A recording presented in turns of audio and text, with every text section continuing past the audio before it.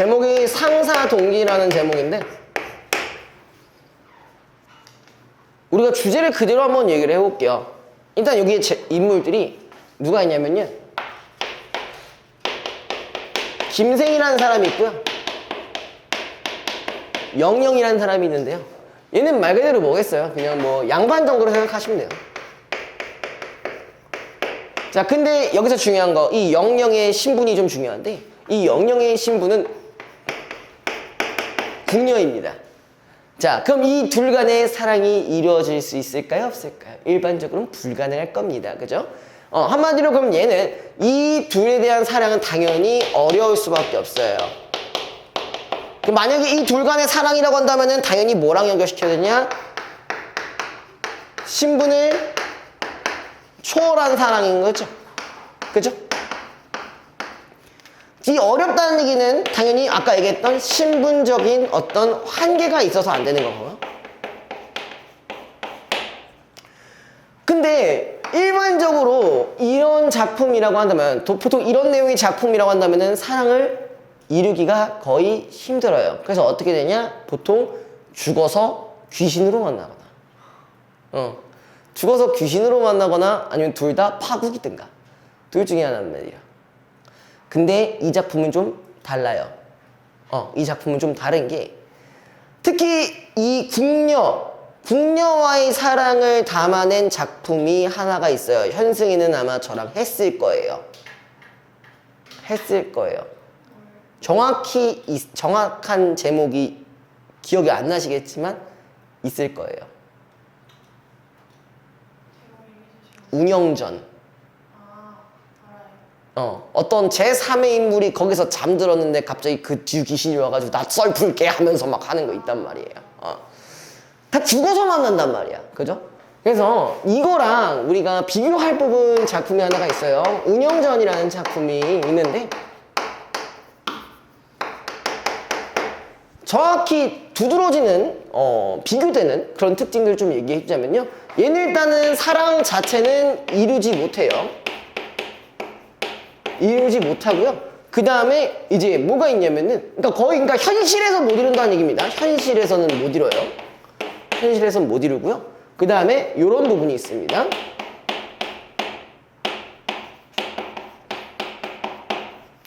전기적 요소가 존재해요.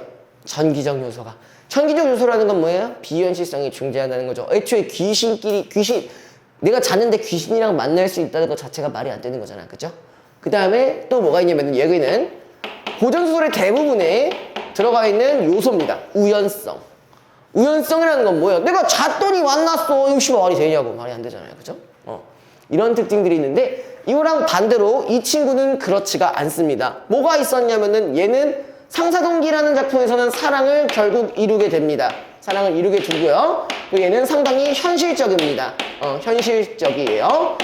그 다음에 얘는 우연성이 없습니다.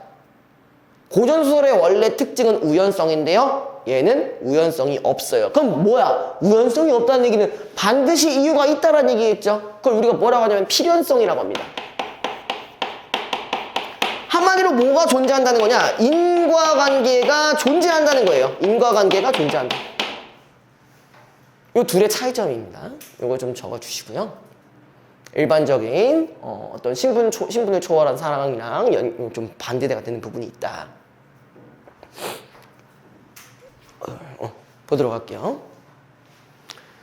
자, 소문난 풍류랑 김생은 취중에 말을 탄 채 왕자인 화산군의 시녀 영영을 목격한, 일단은 여기서 잘못된 부분이 두 개나 있네요. 자, 첫 번째, 여러분들 누군가 이성을 만날 때 술 처먹고 보지 마세요.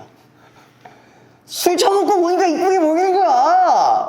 술 먹고 보면 안 돼요. 알겠죠? 이거 무조건 조심해야 됩니다. 예, 물론 여러분들이 지금 당장 술을 마실 일은 없지만 언젠가 여러분들이 나이가 들어서 술을 드실 때, 이성과 드시게 됐을 때 항상 경계를 하세요. 술만 먹으면 이 사람이 잘생겨 보이고 이뻐 보여요. 안 돼요. 알겠죠? 후회합니다. 그때 무조건 고민을 하세요. 내가 깨어나왔어도 괜찮게 대할 수 있는지. 그걸 꼭 고민하세요. 알겠죠? 자, 그 다음에 두 번째 잘못된 건 뭐냐? 화산군의 시녀야. 그죠? 여기서 이제 영영의 신분이 드러났죠? 그죠? 그러면 애초에 이루어지기 힘든 상황이라는 걸 알 수가 있는 거겠죠, 그죠? 그래서 영영을 목격한 후부터 그녀를 사모하던 중 영영의 이모를 통해 만남의 계기를 마련하고 그녀를 기다린다. 여기서 영영의 이모라고 한다면 조력제라고 볼 수가 있겠죠, 그죠? 그러니까 지금 만남의 계기를 마련했다는 건 이유를 만들었다는 얘기네요, 그쵸? 필연적인 요소입니다. 필연성. 그 다음에 김생은 반신반의하면서도 기쁜 마음과 두려운 마음이 함께 일었다. 그래서 불안한 마음으로 초조하게 책상에 기대 앉아 문을 열어놓고 기다렸다. 그러나 시간이 거의 정오되었는데도 끝내 그림자 하나 나타나지 않자 가슴이 답답하고 열이 오르기 시작했다. 그래도 바보처럼 꼼짝 않고 앉아있으니 마치 그 모습이 설이 맞은 피리 같았다. 견디다 못한 김생은 마침내 벌떡 일어나 부채로 대들보를 치면서 노파를 불러 말했다. 이 노파가 영영의 이모겠죠, 그죠? 기다리는 눈은 뚫어지려 하고 근시로 쌓인 이는 끊어지려 하오. 많은 행인들이 지나갔는데도 영화가 아직까지 오지 않으니 내 희망은 끊어진 것이 아니겠소? 노파가 위로하며 말했다. 지성이면 감천이라 했습니다. 도련님께서는 조금만 더 참고 기다리십시오. 잠시 후 창밖에서 신발 끄는 소리가 멀리서부터 점차 가까이 들어왔다. 김생이 놀라서 돌아보니 바로 영영남자였다. 김생은 손뼉을 치면서 말했다. 이것이 어찌 하늘의 뜻이 아니겠는가. 노파 역시 어린아이가 엄마를 본 것처럼 기뻐하였다. 영영이 집으로 들어서려는데 대문 앞 버드나무 아래에서 밤빛 털을 가진 말이 길게 울고 뜰가에 서늘한 그늘 아래에는 하인들이 쭉 늘어서 있는 것이 보였다. 영영은 이상한 생각이 들어 머뭇거리고 감히 집 안으로 발을 들여놓지 못했다. 이에 노파가 짐짓 영영을 꾸짖어 말했다. 의심하지 말고 빨리 들어오너라. 너는 이 도련님을 모르느냐? 이분은 곧 내 죽은 남편의 친척이니라. 마침 누추한 우리 집에 오셨다가 장차 손님을 전송하기 위해 머물러 있느리라. 근데 너는 어찌하여 이렇게 늦었느냐? 나는 네가 끝내오지 않을까 걱정이 되어 네 부모님 제사를 이미 지냈단다. 너는 안으로 들어와 빨리 술상을 차려서 도련님께 한 잔 올리는 것이 좋겠다.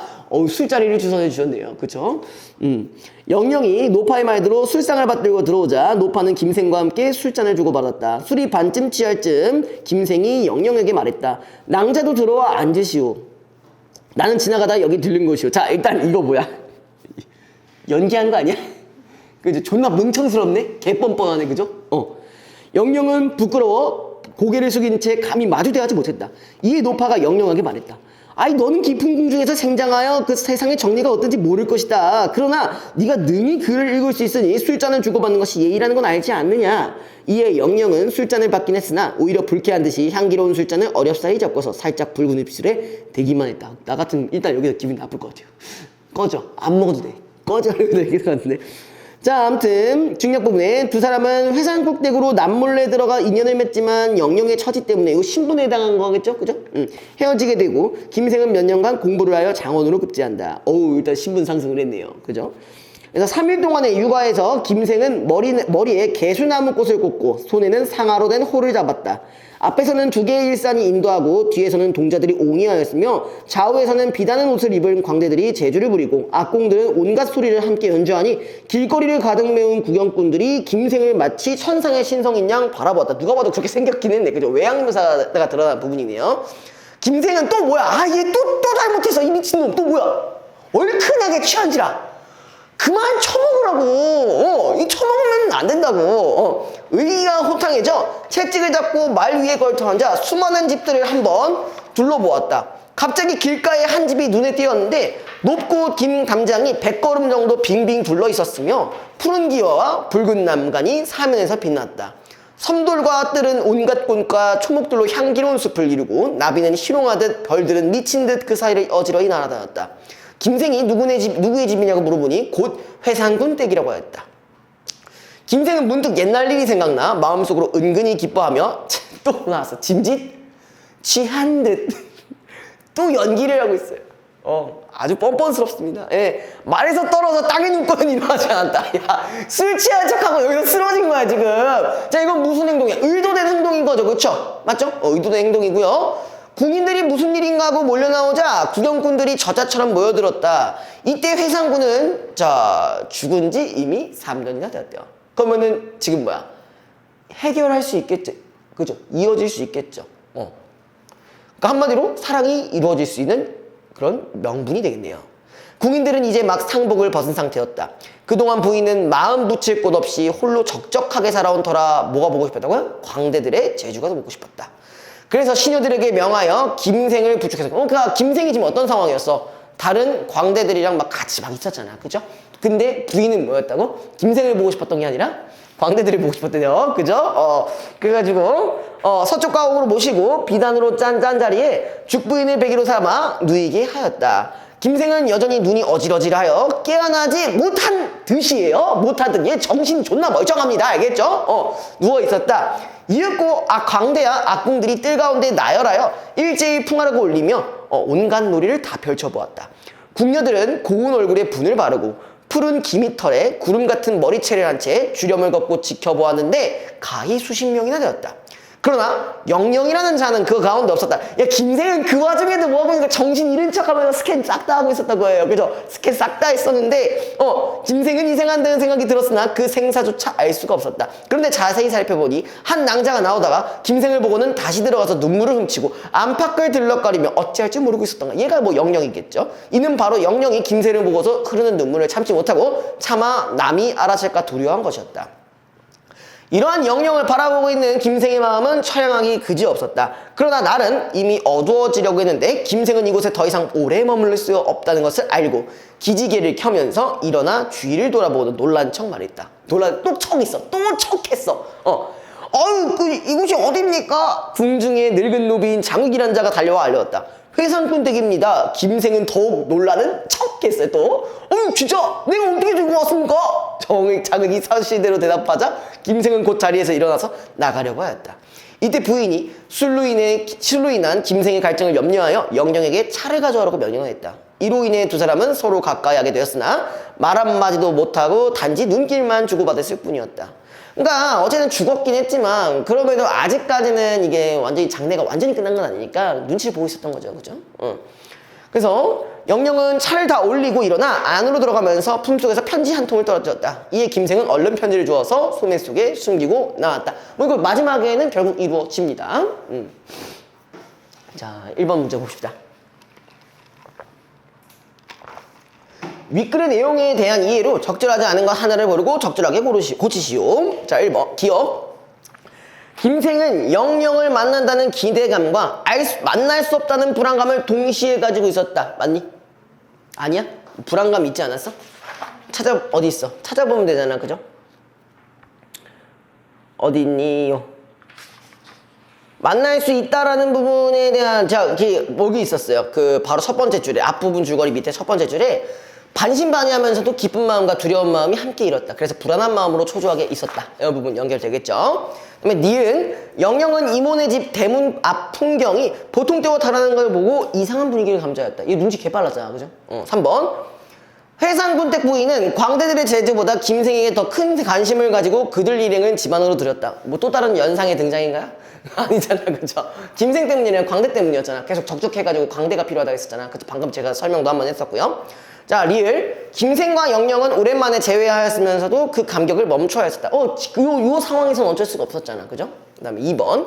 A와 B에 대한 이해로 가장 적절한 것은 A가 지금 술이네요. 술이 어디냐면 가 위에 줄에 있어요. 나는 지나가다 여기에 들른 곳이 위에 줄 술이고요. 그 다음에 B는 아마 차일 겁니다.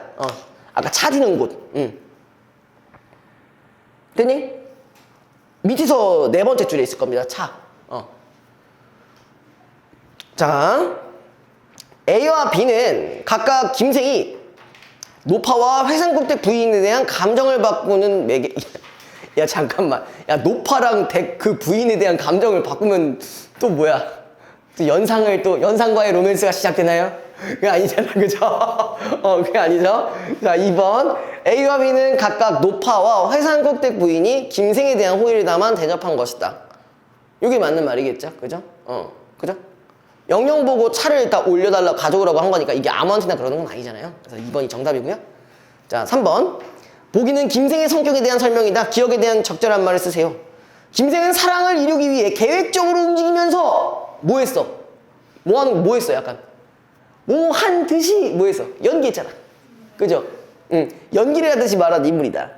가는 노파의 집을 방문한 것이 미리 약속된 일정이라는 점에서 나와 다는 회상군 댁에 들어와 누운 것이 의도에 따른 결과. 와, 씨발 큰 그림 그릴 줄 아시네요. 그죠? 그것이 시침을 떼고 던지는 질문이라는 점에서 모두 연기에 해당한다 라고 정리해 주시면 됩니다.